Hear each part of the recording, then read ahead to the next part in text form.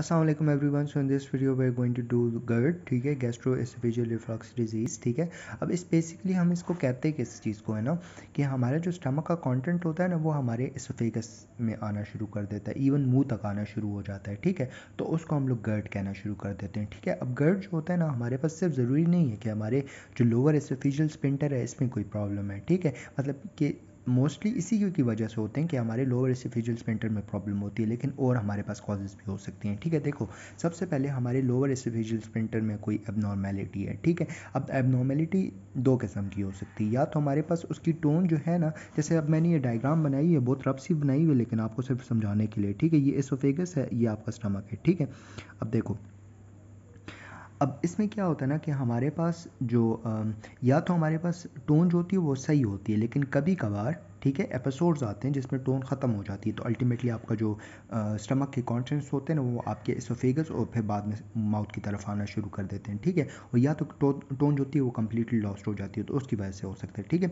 दूसरा हमारे पास है हाइएटल हर्निया। हाइएटल हर्निया क्या होता है ना कि हमारे पास ये जो स्टमक होता है ना, स्टमक वो हमारे पास जो है वो उसका जो पार्ट होता है ना, मतलब बेसिकली हमारे पास ये स्टमक का जो ऊपर वाला पोर्शन होता है ना, ये हमारे पास ये जो डायफ्राम है ना उसके ऊपर आना शुरू कर देता है, ठीक है। अब उसके ऊपर आता है तो उसको हम हाइएटल हर्निया कहते हैं, ठीक है। अब हाइएटल हर्निया की भी दो टाइप्स होती हैं, एक स्लाइडिंग हर्निया होता है, एक रोलिंग हर्निया होता है, ठीक है। अब इस जो GERD होती है ना वो बेसिकली स्लाइडिंग हर्निया की वजह से होती है। उसमें बेसिकली क्या होता है ना कि हमारे पास फॉर एग्जांपल पहले हमारे पास ऐसे था, ठीक है। अब क्या होगा कि ये हमारे पास डायफ्राम की ओपनिंग हो गई, ठीक है। ये हमारे पास एसोफेगस है, ये हमारे पास स्टमक का कोई पार्ट जो है वो ऊपर आ गया, और ये बाकी का स्टमक का पार्ट हो गया, ठीक है, सही है। तो जो हमारे पास स्लाइडिंग हर्निया होता है ना उसमें स्टमक ही पूरा ऊपर की तरफ जाना शुरू हो जाता है, मतलब वो स्लाइड करके ऊपर चला जाता है उसका कुछ पोर्शन। तो अल्टीमेटली आपका जो जो नेचुरली आपका एक ओपनिंग टाइप बनी हुई थी कि इससे ज़्यादा आपका खाना जो है वो रास्ता जो है वो खुला नहीं होना चाहिए, तो वो अब जो है ऑब्वियसली वो ज़्यादा खुल गया, तो अल्टीमेटली फूड भी वापसी की तरफ जाएगा, ठीक है। तो एक कॉज ये हो गई, ठीक है। दूसरी कॉज ये हो सकती है कि हमारे पास डिले जो है वो क्लियरेंस है एसोफेगस की, ठीक है। अब एसोफेगस की हमारे पास अगर क्लियरेंस डिले हो जाएगी ना, तो उसकी वजह से क्या होगा कि हमारे जो स्पेंटर होता है ना, लोअर एसोफेजियल स्पेंटर, वो हमारे पास कमज़ोर हो जाता है, ठीक है। अब जब वो कमज़ोर हो जाएगा, ठीक है, ऑब्वियसली आपका एसोफेगस में कोई पेरिस्टालसिस में मसला है, कोई आपकी जो नर्व्स हैं, प्लेक्सस हैं, ठीक है, माइंटेरिक मेजर प्लेक्सस, उसमें मसला है। अल्टीमेटली आपके एसोफेगस की जो ये स्पेंटर होता है ये वीक होना शुरू हो जाता है, ठीक है। तो उसकी वजह से भी आपका स्पेंटर में प्रॉब्लम आएगी और आपका रिफ्लक्स होगा, ठीक है।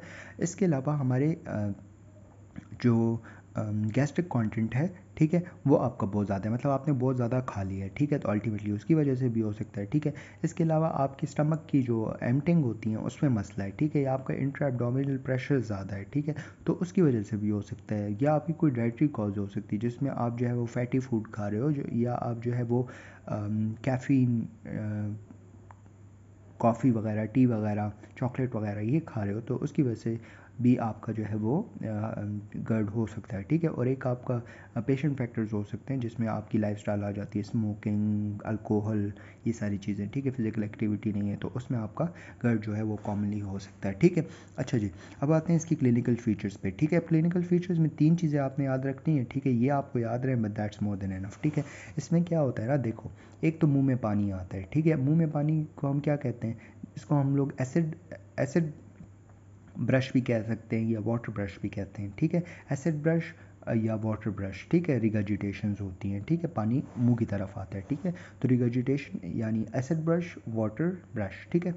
इसके अलावा आपकी जो एपिगैस्ट्रिक पोर्शन होता है या आपका जो जी स्टर्नम होता है, ठीक है, lower end of the sternum, यहाँ पे जलन हो रही होती है, हार्ट बर्न्स होते हैं, ठीक है। तो एक ये हो गई, ठीक है। तीसरी चीज़ होती है डिस्फेजिया, ठीक है, बंदे को स्वॉलिंग में भी मसला आ रहा होता है, ठीक है।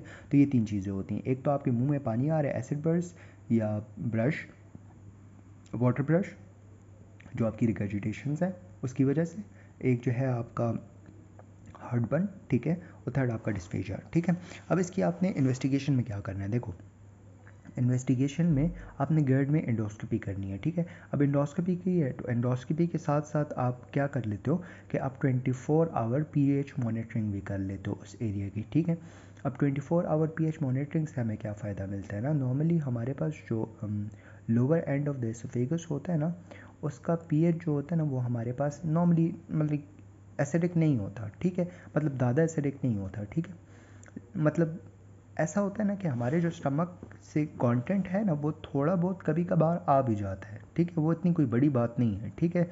लेकिन 24 आवर में हमारे जो लोअर एसोफेगस है उसमें जो एसिड का कंटेंट है ना वो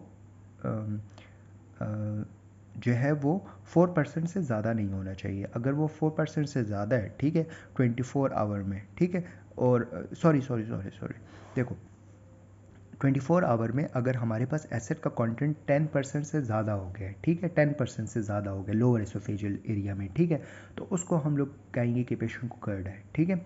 एसिड का कंटेंट जो है वो हमारे पास इतना हो गया 10% से ज़्यादा हो गया और पीएच जो है वो हमारे पास 4 से कम हो गया, ठीक है। अच्छा जी, अब ट्रीटमेंट क्या है गर्ड की? देखो गर्ड की ट्रीटमेंट, देखो सबसे पहले आपने लाइफस्टाइल मॉडिफिकेशन करनी है। पेशेंट को कहना है आपने ये फैटी फूड्स नहीं खाने, अल्कोहल, स्मोकिंग, इसके अलावा आपके ये कैफ़ीन ज़्यादा नहीं पीनी, ठीक है, चॉकलेट वगैरह ये सारी चीज़ें ज़्यादा नहीं खानी, ठीक है, एक्सरसाइज अच्छी करनी है, ठीक है। फिर आपके प्रोटॉन पंप इनहिबिटर्स आ जाते हैं जिसमें अमरप्राज़ोल आ जाता है, लेंसोप्राज़ोल आ जाता है, पेंटोप्राज़ोल वगैरह आ जाता है, ठीक है, एसएमोप्राज़ोल वगैरह, ठीक है।